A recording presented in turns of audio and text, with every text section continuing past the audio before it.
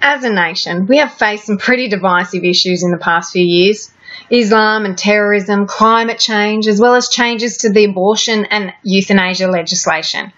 But nothing, not one thing, has caused the amount of division and vitriol we have seen unleashed by this proposal to redefine marriage.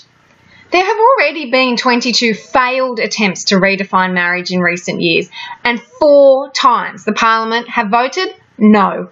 4 times! In the past, Bill Shorten, Penny Wong and other yes campaigners were all on the no side when it actually counted. So many people say we shouldn't be having this plebiscite and just let the Parliament decide. Well, they have 4 times, and 4 times they said no.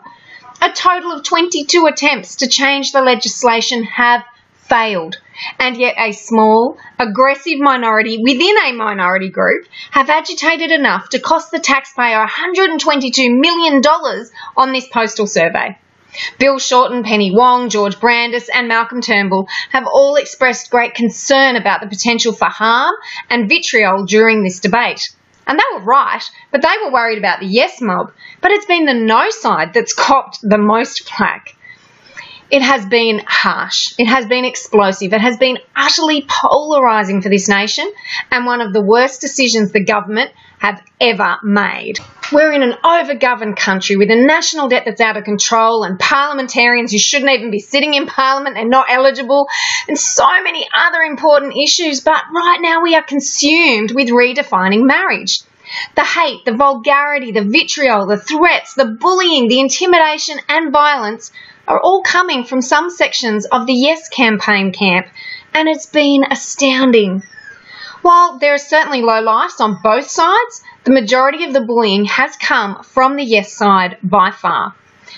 Just this week, I posted a simple photo of myself holding my postal ballot in my hand. I had clearly marked no, and it was as though the universe exploded.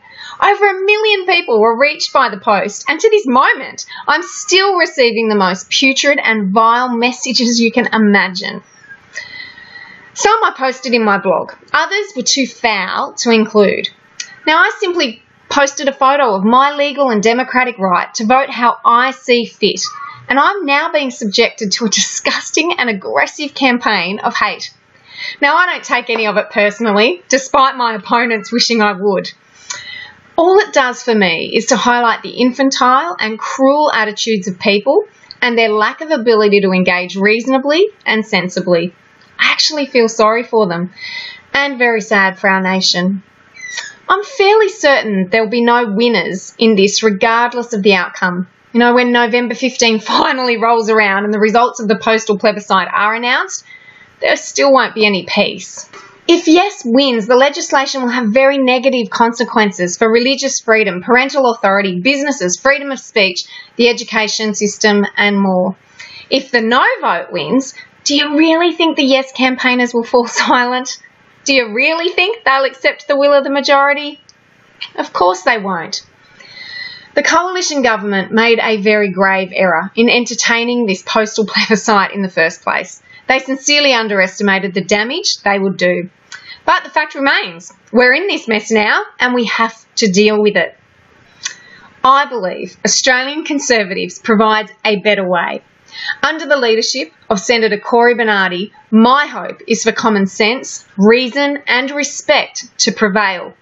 Together we can continue to be a voice for stronger families, limited government and increased civil responsibility.